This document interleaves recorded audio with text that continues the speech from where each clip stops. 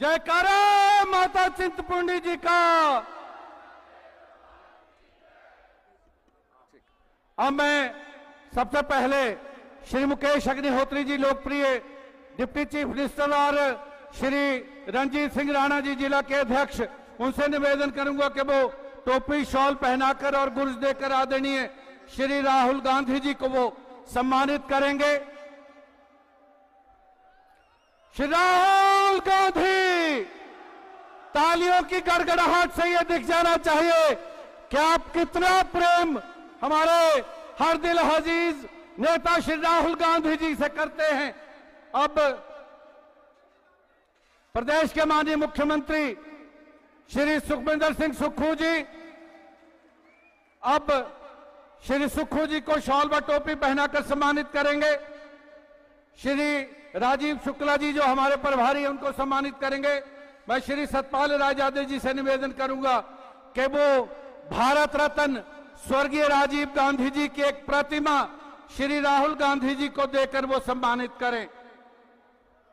अब मैं आमंत्रित कर रहा हूं श्री मुकेश अग्निहोत्री जी, लोकप्रिय उप मुख्यमंत्री हिमाचल प्रदेश, वो आए और अपना संबोधन करें। श्री मुकेश अग्निहोत्री जी।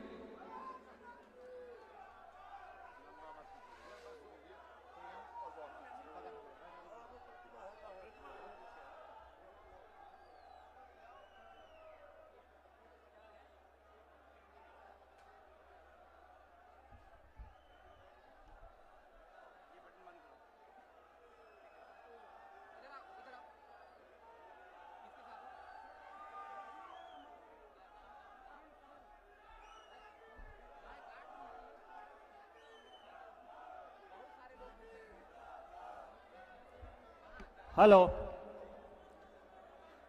आदरणीय श्री राहुल गांधी जी, जो कि आज ऊना के इस पावन धरती पे आए हैं, हम ऊनावासी आपका स्वागत करते हैं।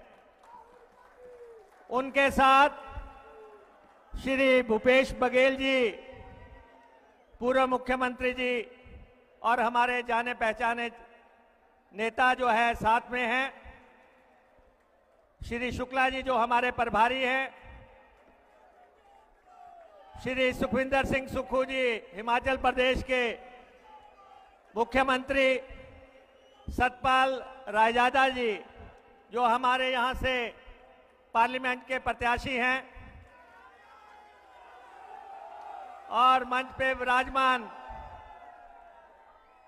तमाम नेतागण, विवेक भिक्खू जी हमारे कुटलहट से प्रत्याशी हैं। अच्छा, मैं आपसे पूछना चाहता हूं, सुनिए भाई, क्या आप सतपाल रायजादा को दिल्ली भेजने के लिए तैयार हैं? सारे तैयार हैं, पीछे तक तैयार हैं। रायजादा को राहुल जी की झोली में डालने की तैयारी हो चुकी है। और यहां से हमारे जो दो प्रत्याशी हैं, राकेश कालिया जी गगरेट से और विवेक भिक्खू जी, क्या ये शिमला जा रहे हैं? पक्का जा रहे हैं?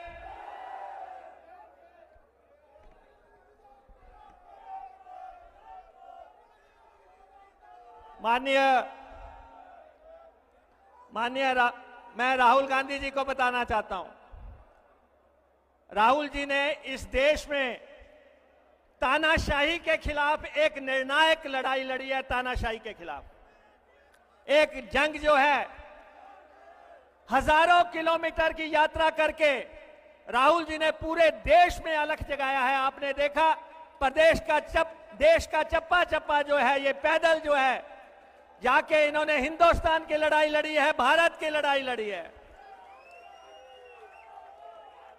क्या देश में सरकार बदलने जा रही है? मोदी का तख्ता पलटा जा रहा है, बदलने के लिए तैयार है।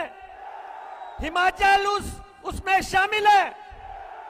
4 की चारों लोकसभा सीटें जो है कांग्रेस जीत रही है।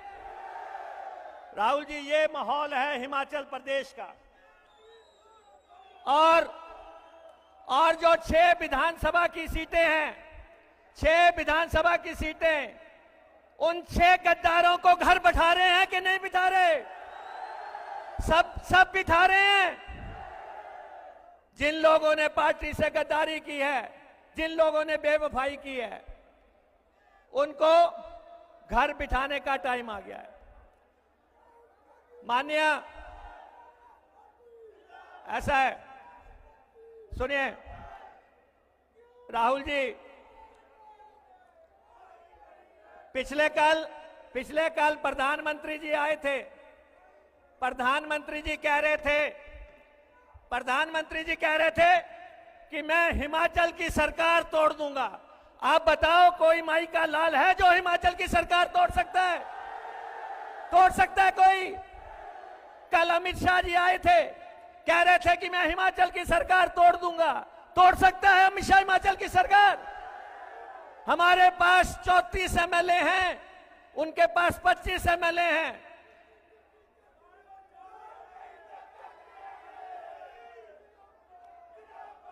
अगले 45 महीने हिमाचल प्रदेश में कांग्रेस की सरकार है। आप सब जान लो, है कि नहीं हिमाचल प्रदेश में कांग्रेस की सरकार? कोई नहीं तोड़ सकता, परिंदा भी पर नहीं मार सकता इस सरकार को।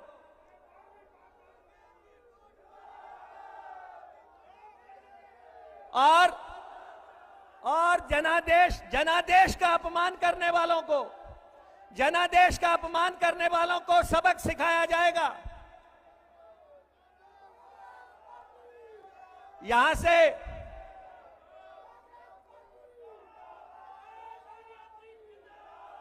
अब आप बात सुन ले, राहुल जी ने आगे भी जाना है। सुन लो बात हमारी। जिन लोगों ने हमारी पार्टी से गद्दारी की थी, जिन लोगों को विधानसभा से बाहर निकाला गया और वो सुप्रीम कोर्ट में गए, देश की सबसे बड़ी अदालत ने क्या कहा कि तुम विधानसभा में बैठने के काबिल नहीं हो तुम। और अब जब वोट मांगने जा रहे हैं, इस प्रदेश में लोग अपने दरवाजे बंद कर रहे हैं कि ये वही लोग आ गए जिन्होंने कांग्रेस पार्टी से जो है गद्दारी की है। इनमें से कोई भी एमएलए नहीं बन सकता। राहुल जी को मैं बताना चाहता हूं, 6 के 6 कांग्रेस पार्टी के एमएलए जीतेंगे, 6 के 6। और जो है 4 लोकसभा सीटें हम जीतेंगे। और हिमाचल प्रदेश गांधी परिवार से प्यार करता है। ये इंदिरा जी ने दिया था हिमाचल प्रदेश, ये कोई मोदी की देन नहीं है। इंदिरा जी की बदौलत जो है आज हम 50 साल मना चुके हैं। और उसके बाद गांधी परिवार से जो भी आया, चाहे राजीव जी आए, राहुल जी आए, और प्रियंका जी ने तो इस प्रदेश को अपना नाम दे दिया है। पिछली दफा हमारी सरकार बनी, उसमें प्रियंका जी की बहुत अहम योगदान है। और अब भी राहुल जी जब बिजी हैं तो हर जगह से ही लोग कह रहे हैं कि अगर राहुल जी नहीं आ सकते तो प्रियंका जी को तो हर हालत में लेके आओ। ये प्यार है गांधी परिवार का हमारे साथ। और यहां से एक मिनट, यहां से अनुराग ठाकुर जी सांसद बनने के लिए हैं। आप बताओ, तक पादनी मित्रों, तक पादनी पादे हुए पादे तक टंग दे नाल पायो जरा। और मैं आपको बता देता हूं, मैं प्रदेश का ट्रांसपोर्ट मिनिस्टर हूं और अनुराग ठाकुर का परमिट मैंने रद्द कर दिया, रजादे को दे दिया। ये जाएगा अब सीधा ऊना से दिल्ली, और बाकी 6 जो है जाएंगे शिमला। तो इसलिए आप सबसे ये आग्रह है, जो आखिर के 5-7 दिन रहते हैं, लगा दो दोस्तों कांग्रेस के लिए। लगा दोगे? पीछे तक हाथ उठा के बताओ, लगा रहे हो? सारे कांग्रेस पार्टी के लिए लगा रहे हो? राहुल जी के लिए लगा रहे हो? राहुल गांधी। आप सबका बहुत बहुत धन्यवाद। आमंत्रित कर रहा हूं हमारे हिमाचल प्रदेश के लोकप्रिय मुख्यमंत्री श्री सुखविंदर सिंह सुक्खू, वो आए और अपना उद्बोधन हमारे बीच रखें। श्री सुखविंदर सिंह सुक्खू। सम्मानित हजारों दिलों की धड़कन हमारे राष्ट्रीय नेता श्री राहुल गांधी जी, जिनके आशीर्वाद से आप जैसे परिवार से उठा एक व्यक्ति मुख्यमंत्री की कुर्सी पर पहुंचा। मैं राहुल गांधी जी का हमेशा आभारी रहूंगा, जिन्होंने एक आम परिवार के कार्यकर्ता को ये जिम्मेवारी सौंपी। मुख्यमंत्री बनने के बाद गांव के लोगों की समस्याओं का समाधान करना है, महिलाओं का सम्मान करना है और युवाओं को रोजगार के नए अवसर तराशने हैं। 15 महीने से हमारी सरकार कार्य कर रही थी। 15 महीने में हमारी सरकार ने कई फैसले किए, जिसमें 1,36,000 हमारे सरकारी कर्मचारी थे, उनको ओल्ड पेंशन स्कीम दी, उनका बुढ़ापा हम सुरक्षित किया। 18 साल से ऊपर की उम्र के हमारी बेटियां हैं, उसको जिंदगी भर पेंशन दे 1500 रुपये प्रति माह पेंशन देने की हमारी सरकार ने 800 करोड़ रुपए के बजट का प्रावधान कर लिया है। भारतीय जनता पार्टी चुनाव योग गई, कहा कि ये महिलाओं को 1500 रुपया नहीं मिलना चाहिए। उनके नेता मंच पर ये कहते हैं कि 1500 कम मिलेंगे। हमने 1500 इंदिरा गांधी प्यारी बहन सम्मान निधि योजना की शुरुआत कर दी है। वो आपका हक, वो आपका हक रोक नहीं सकते। अगर उन्होंने रोकवाया है तो मैं इस मंच के सबसे कहना चाहता हूं, अप्रैल के 1500, मई के 1500, जून के पहले हफ्ते में आचार संहिता खत्म होने के बाद महिलाओं के खाते में चले जाएंगे।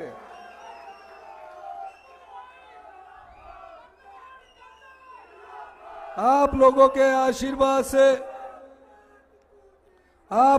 आशीर्वाद से 15 महीने पहले आपने 40 विधायक चुनकर भेजे। 40 विधायक चुनकर भेजे। भारतीय जनता पार्टी को ये रास नहीं आया। 2 विधायक इसी जिला से, 2 हमीरपुर से, इस पार्लियामेंट से 6 विधायक भारतीय जनता पार्टी की राजनीतिक मंडी में बिके। राज्यसभा के वोट के बाद सीधे हरियाणा सरकार के होटल हॉलिडे इन के में गए, दोबारा फिर विधानसभा हेलीकॉप्टर के माध्यम से आए, फिर दोबारा हॉलिडे इन में गए और दूसरी किस्त उन्होंने वहां ली। पिछले 1 महीने बाहर रहकर इन 6 विधायकों ने सरकार को गिराने का षड्यंत्र रचा। जिस भगवान को जयराम ठाकुर जी ने चुनौती दी, उसी भगवान ने और आप सबके आशीर्वाद ने, हिमाचल प्रदेश के देवी देवताओं के आशीर्वाद से हमारी सरकार अगले 3.5 साल भी पूरे करेगी। और हम ये भी बता देना चाहते हैं, जो लोग ये कहते हैं कि ये सरकार कुछ दिनों की मेहमान नहीं है, मैं ये कहना चाहता हूं कि अभी हमने अपने 2 विधायकों को एमपी का टिकट देकर दिया है और आने वाले जो 6 सीटें हैं ये भी कांग्रेस पार्टी जीतेगी, चारों लोकसभा भी कांग्रेस पार्टी जीतेगी।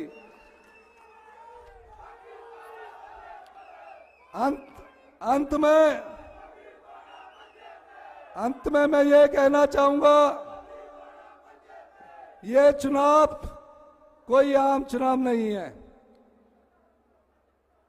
77 साल की आजादी के बाद कांग्रेस पार्टी ने हजारों साल की गुलामी के बाद एक वोट का अधिकार दिया। उस वोट के अधिकार पर हम विधायक बनते हैं, मंत्री बनते हैं, मुख्यमंत्री बनते हैं, पर भारतीय जनता पार्टी उस वोट को खरीदकर सत्ता की कुर्सी हथियाना चाहती है। जो पार्टी जनता की भावनाओं का सौदा करती है, क्या ऐसी पार्टी को 1 जून को सबक सिखाएंगे? हाथ खड़ा करके बताइए। ये लड़ाई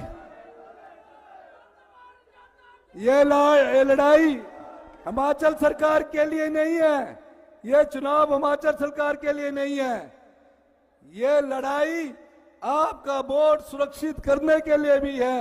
इसके लिए आपको उठना होगा और आपको यह तय करना होगा, लोकतंत्र की ताकत जनबल है, धनबल नहीं।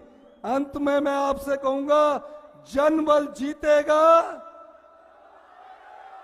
नहीं, आप सब बोलिए, जनबल जीतेगा। सब बोलना, जनबल जीते, जनबल जीतेगा। हाथ खड़े। धनबल, यही हमारी आपसे अपील है।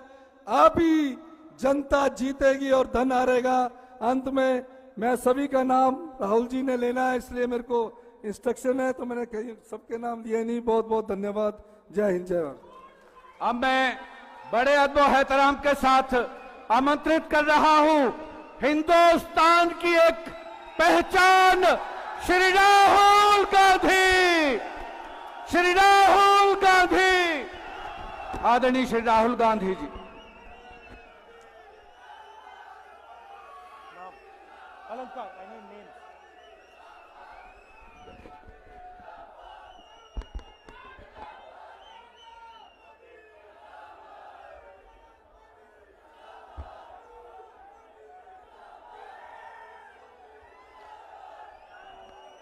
राजीव शुक्ला जी, सुखविंदर सुक्खू जी, भूपेश बघेल जी, मुकेश अग्निहोत्री जी, अनिरुद्ध सिंह जी, सुदर्शन बबलू जी, हमारे कैंडिडेट्स सतपाल सिंह रहजादा जी, जरा आगे आइए।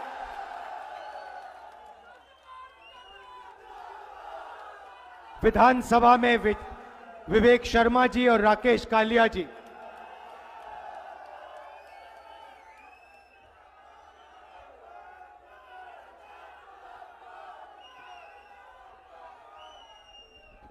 स्टेज पे कांग्रेस पार्टी के वरिष्ठ नेता, हमारे सारे के सारे प्यारे बब्बर शेर कार्यकर्ता,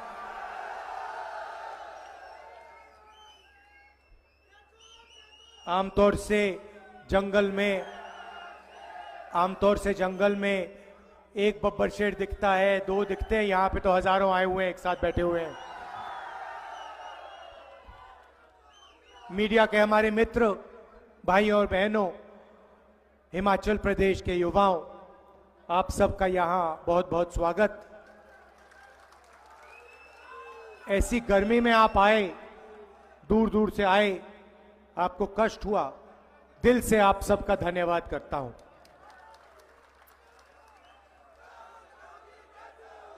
अच्छा, ये मोदी जी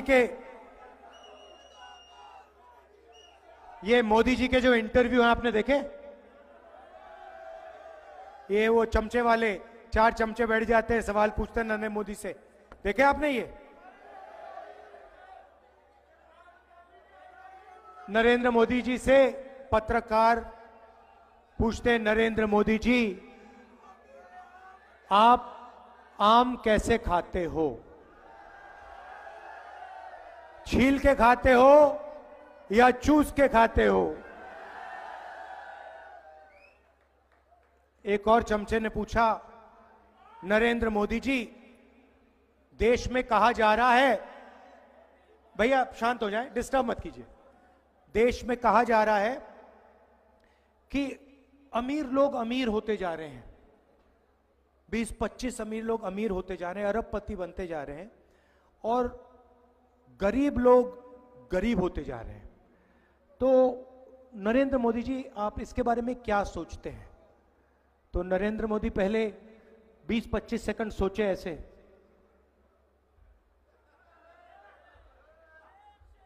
फिर कहते हैं, क्या चाहते हो? क्या मैं सबको गरीब बना दूं? आप सोच देखिए, सवाल गरीब बनाने का नहीं है। जो अपॉर्चुनिटी नरेंद्र मोदी अरबपतियों को देते हैं, वही अपॉर्चुनिटी हिंदुस्तान के किसानों को, मजदूरों को, बेरोजगार युवाओं को मिलनी चाहिए। आपने पता नहीं देखा ही नहीं देखा, पुणे में एक अमीर घर का बेटा पोर्श गाड़ी, शराब पी के, 17 साल का बच्चा शराब पीकर पोर्श गाड़ी को 200 किलोमीटर प्रति घंटा चलाता है 11 बजे रात को, 2 लोगों को मार देता है। कोर्ट उसे कहता है कि 300 शब्द का ऐसे लिखो। अब अगर bus driver, truck driver, auto driver, Uber driver गलती से किसी को मार देता है, 10 साल की सजा होती है, चाबी उठा के फेंक देते हैं। उबर ड्राइवर से, ऑटो ड्राइवर से, बस ट्रक ड्राइवर से ये क्यों नहीं कहते, भैया 300 शब्द का ऐसे लिखो और चलाओ जितनी चलानी है ट्रक? क्यों? क्योंकि वो गरीब है, ये अमीर है। नरेंद्र मोदी जी ने 22 लोगों का 16 लाख करोड़ रुपया माफ किया है। 16 लाख करोड़ रुपया मतलब अगर आप 24 साल का मनरेगा का पैसा, 24 साल का मनरेगा का पैसा, 22 लोगों का कर्जा माफ किया है। हमने किसानों का कर्जा माफ किया था, यूपीए की सरकार थी। अगर आप उसको 24 बार करोगे, उतना पैसा नरेंद्र मोदी जी ने 22 लोगों को दिया है। अदानी जी को हिमाचल के सेब का पैसा, हिंदुस्तान के एयरपोर्ट्स, मुंबई का एयरपोर्ट था, किसी और के पास था, उस पर सीबीआई और ईडी की इंक्वायरी होती है। एयरपोर्ट वो अदानी को दे देता है, अदानी को देने के बाद सीबीआई इंक्वायरी, ईडी इंक्वायरी सब बंद हो जाती है। पोर्ट्स दे दिए, एयरपोर्ट्स दे दिए, सोलर पावर, विंड पावर, बिजली, सारा का सारा इन लोगों को दे दिया है। कोई युवा आज छोटा सा भी बिजनेस चालू करना चाहता है, फूड प्रोसेसिंग का बिजनेस, सोलर पावर का बिजनेस, छोटा बिजनेस, उसको बैंक 1 रुपया नहीं देगा। वो लाखों करोड़ रुपए मिलते हैं उनको, और वो करते क्या है? चाइना का माल हिंदुस्तान में बेचते हैं।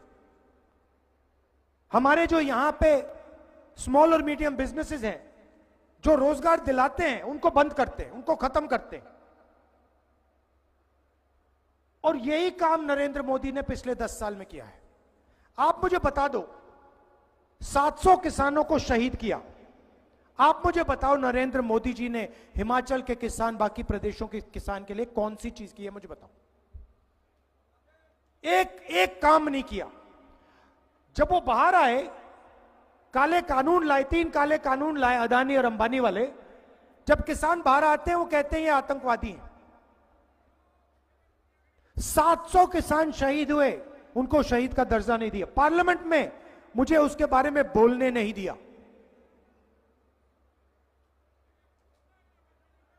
युवाओं को 2 करोड़ रोजगार का वायदा किया था, कुछ नहीं मिला।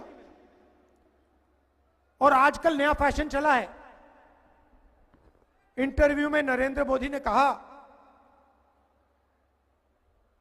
कि मैं बायोलॉजिकल नहीं हूं। हिंदुस्तान के सारे लोग बायोलॉजिकल हैं, मतलब नरेंद्र मोदी अकेले हैं जो बायोलॉजिकल नहीं है। कहते हैं कि जो होता है मुझे मालूम नहीं कैसे होता है, परमात्मा कराते हैं, मैं परमात्मा का काम करने के लिए धरती पे आया हूं।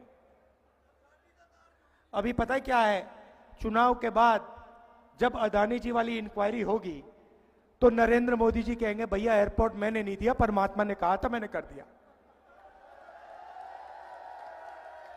ये बहाना है। और मीडिया वाले नरेंद्र मोदी कहते हैं परमात्मा मुझे ऑर्डर देता है, ये कहते हैं वाह वाह वाह वाह वाह क्या बात करी।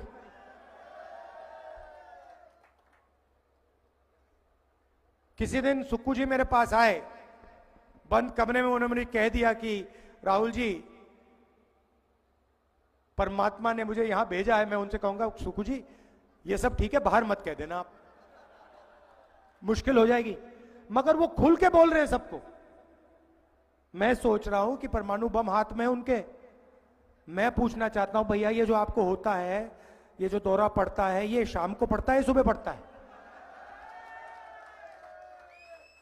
ये आपको कब कब लगता है कि भैया परमात्मा ने आपको मैसेज दिया है, उनसे आप बात करते हैं? 8 बजे शाम को करते हैं, रात को करते हैं, सुबह करते हैं, हर रोज होता है? कब होता है? सही बात है ना? अगर कोई आपके पास आए और आपसे कहे भैया मेरा डायरेक्ट कनेक्शन है परमात्मा के साथ, तो आप क्या कहोगे उसको? क्या कहोगे उसको? कोविड आता है, नरेंद्र मोदी जी कहते हैं भाइयों और बहनों थाली बजाओ, मीडिया कहते हैं वाह वाह वाह वाह वाह कमाल की बात की। उसके बाद कहते हैं भाइयों और बहनों लाइट जलाओ, मोबाइल फोन की लाइट जलाओ। गंगा में लाशों का ढेर, वेंटिलेटर नहीं, ऑक्सीजन नहीं, देश का प्रधानमंत्री खुलकर कह रहा है कि थाली बजाओ, मोबाइल फोन जलाओ। उनका काम क्या है? उनका काम ऑक्सीजन देने का है, उनका काम हॉस्पिटल चलाने का है, उनका काम वेंटिलेटर चालू कराने का है। वो सब छोड़ दिया, कहते भैया थाली बजाओ। और यही राजनीति इन्होंने पिछले 10 साल में की है। काम सिर्फ अदानी अंबानी का किया है। मजदूरों के लिए क्या किया बताओ? गैस सिलेंडर की बात होती थी, कहते थे 400 रुपए का गैस सिलेंडर हो गया है। आज कितने का है? 1200 का है। तो सारा का सारा काम इन्होंने उन्हीं के लिए किया है। और मीडिया में वो उनका चेहरा दिखाते हैं 24 घंटा। अदानी जी की मीडिया है, वो चलाते हैं नरेंद्र मोदी जी का चेहरा। कभी आपने देखा है हिमाचल के किसान को मीडिया पे? कभी देखा आपने किसान को या किसी बेरोजगार व्यक्ति को मीडिया पे देखा है? गरीबी की बात, महंगाई की बात कभी सुनी है आपने? अंबानी जी की शादी तो देखी होगी, 8 करोड़ वाली घड़ी देखी ना, डांस गाना देखा आपने वहां पे? मगर अगर आप हिंदुस्तान की जनता से पूछें, वो आपको कहेंगे भैया बेरोजगारी, महंगाई, भागीदारी, गरीबी, ये हैं मुद्दे। मीडिया कभी दिखाता नहीं है।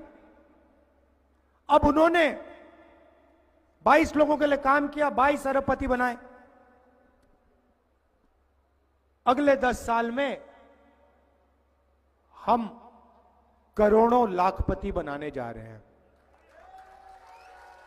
मैं आपको बता रहा हूं, यह मीडिया वालों की आदत है। जब हम मनरेगा लाए थे, इन्होंने कहा देखो गरीबों की आदत बिगाड़ रहे हैं। जब हमने किसानों का कर्जा माफ किया, कहते हैं देखो किसानों की आदत बिगड़ रही है। भोजन का अधिकार लाया, देखो लोगों को आलसी बना रहे हैं। मगर अदानी का कर्जा माफ होता है, कहते हैं देखो विकास हो रहा है, कितना विकास हो रहा है। तो जितना नरेंद्र मोदी ने 22 लोगों का किया, उतना हम करोड़ों लोगों का करने जा रहे हैं।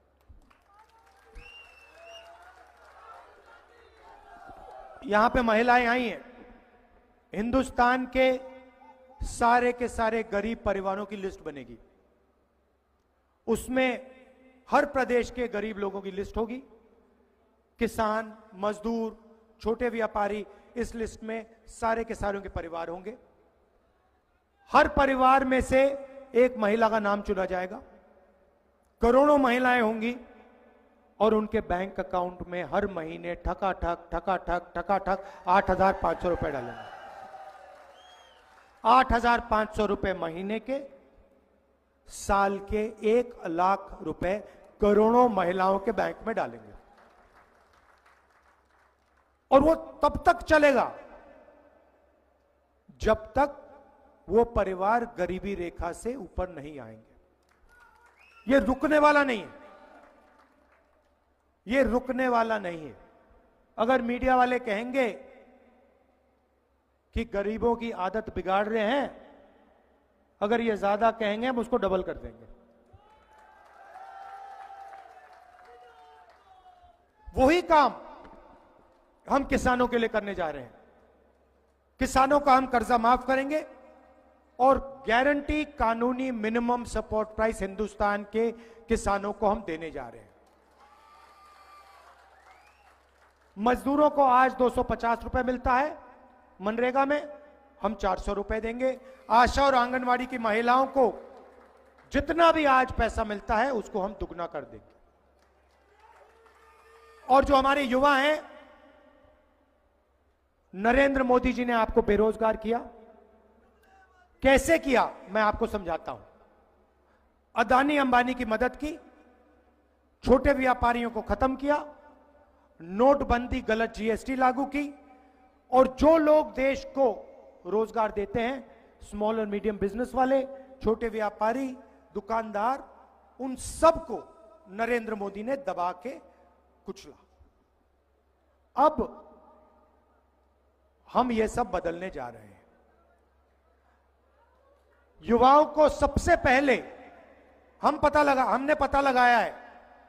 मैं 2 करोड़ की बात नहीं करूंगा क्योंकि 2 करोड़ झूठ होगा। मैं आपको सच्चाई बोलने आया हूं। 30 लाख सरकारी रोजगार हैं, खाली पड़े हैं, वो हम आपके हवाले कर देंगे।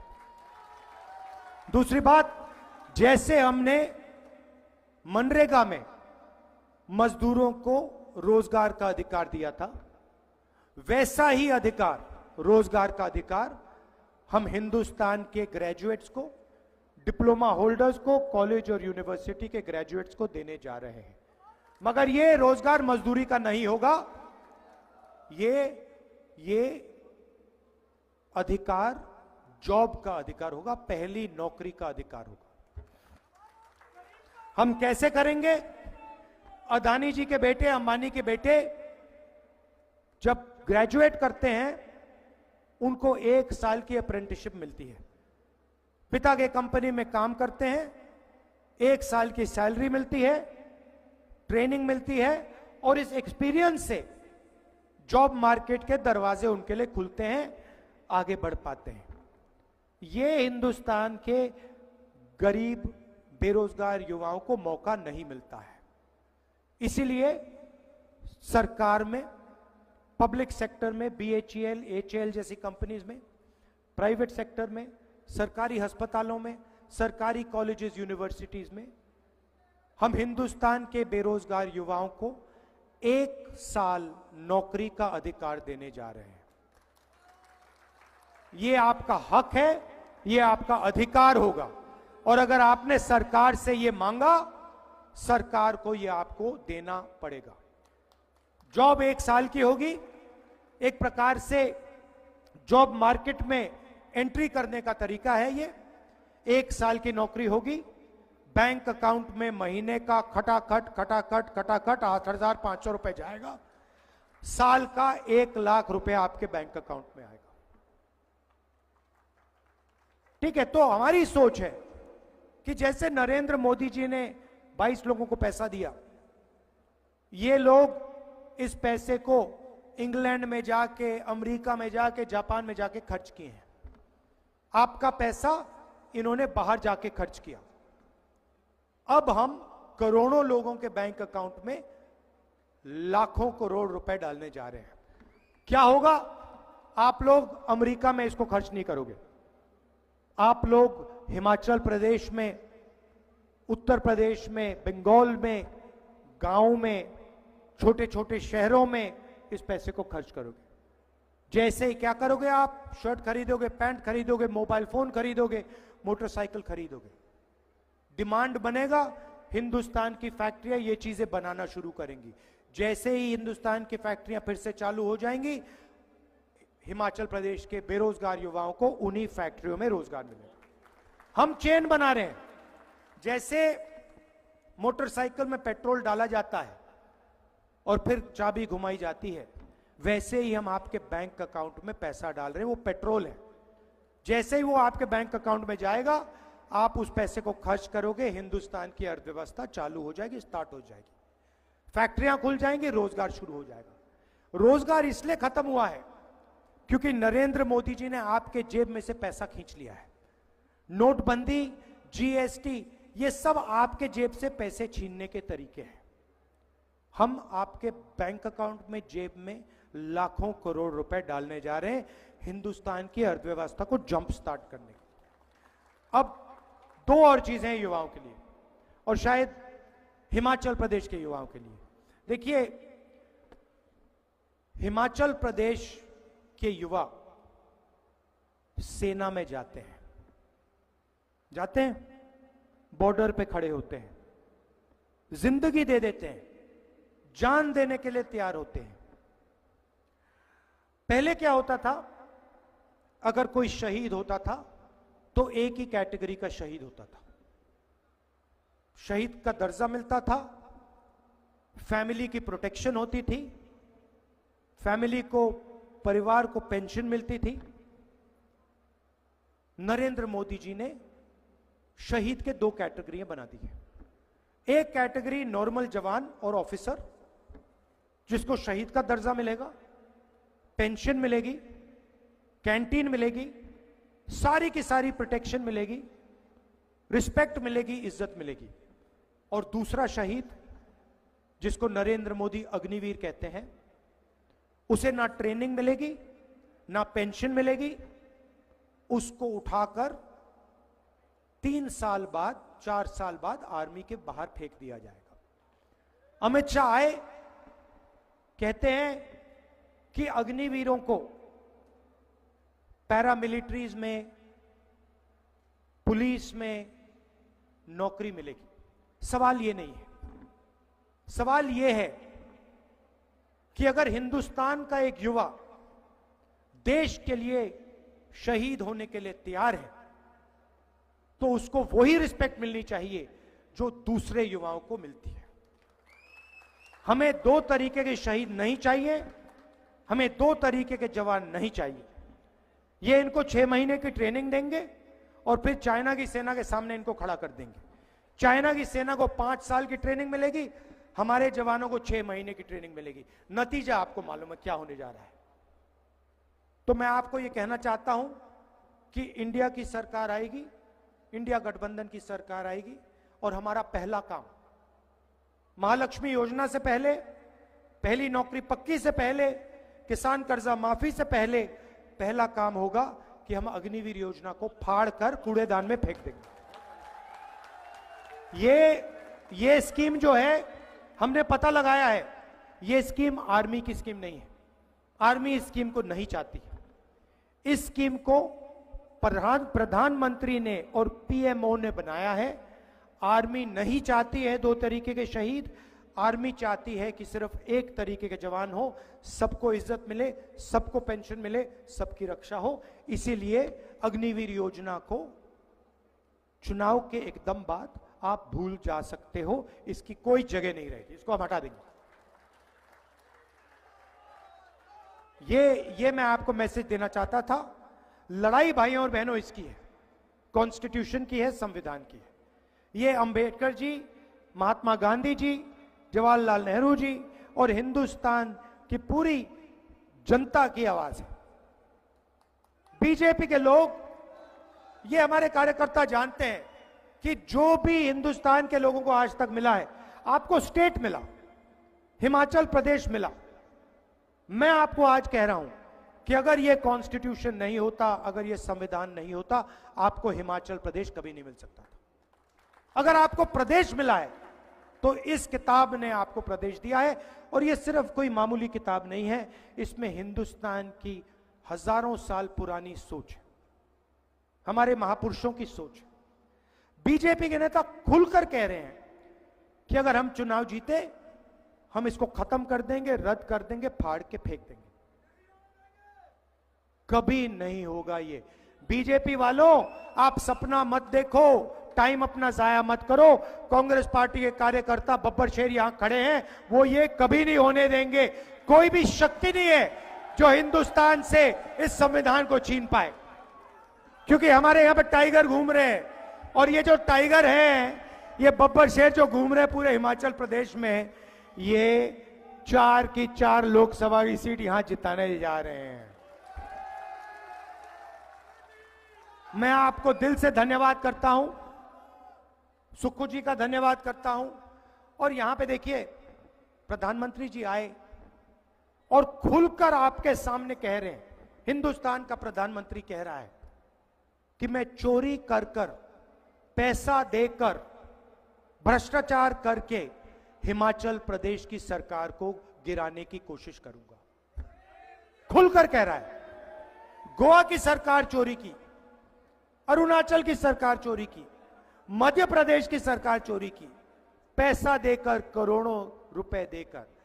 नरेंद्र मोदी जी, आप हिमाचल प्रदेश की सरकार नहीं चोरी कर पाओगे, क्योंकि हिमाचल प्रदेश की सरकार, हमारे हिमाचल प्रदेश की जनता आपको समझ गई है, आपको पहचान गई है। सारे के सारे भ्रष्ट लोग, सारे के सारे भ्रष्ट लोग बीजेपी चले गए।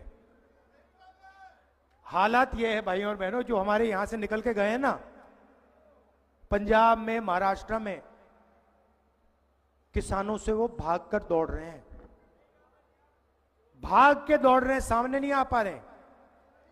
क्योंकि सारा देश जानता है कि नरेंद्र मोदी भ्रष्टाचार के सेंटर है, एपी सेंटर है।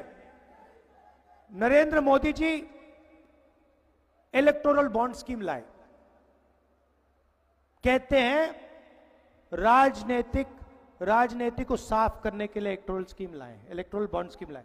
अच्छा, अगर आप इलेक्टोरल बॉन्ड स्कीम लाए, तो जब सुप्रीम कोर्ट कहता है कि सरकार को डोनर्स के नाम बता देने चाहिए, आप डोनर्स के नाम बता क्यों नहीं रहे हो? आपने छुपाया क्यों है? भाइयों और बहनों, इलेक्टोरल बॉन्ड स्कीम मैं आपको समझा देता हूं। कंपनी पर दबाव लगता है, सीबीआई ईडी की इंक्वायरी होती है, कंपनी बीजेपी को रिश्वत देती है, सीबीआई इंक्वायरी, ईडी इंक्वायरी बंद हो जाती है। यह है इलेक्टोरल बॉन्ड स्कीम। हफ्तेबाजी है, एक्सटॉर्शन है। दुनिया का सबसे बड़ा एक्सटॉर्शन स्कीम नरेंद्र मोदी जी ने लागू किया हिंदुस्तान पर। यह सच्चाई है। और यह सच्चाई पूरा देश अब बहुत अच्छी तरह समझ गया है कि नरेंद्र मोदी जी अदानी जी के लिए, अंबानी जी के लिए काम करते हैं, किसान, मजदूर, बेरोजगार युवाओं के लिए काम नहीं करते हैं। और नरेंद्र मोदी इसको खत्म करना चाहते हैं, कॉन्स्टिट्यूशन को रद्द करना चाहते हैं। पूरा देश समझ गया है। इसीलिए हिमाचल प्रदेश में 4 की 4 सीट कांग्रेस पार्टी को आने जा रही है। विधानसभा में भी हमारी 6 की 6 सीट यहां आएंगी। आप सबका दिल से धन्यवाद करता हूं, इतनी गर्मी में आप आए, बहुत बहुत धन्यवाद। जय हिंद, जय हिमाचल।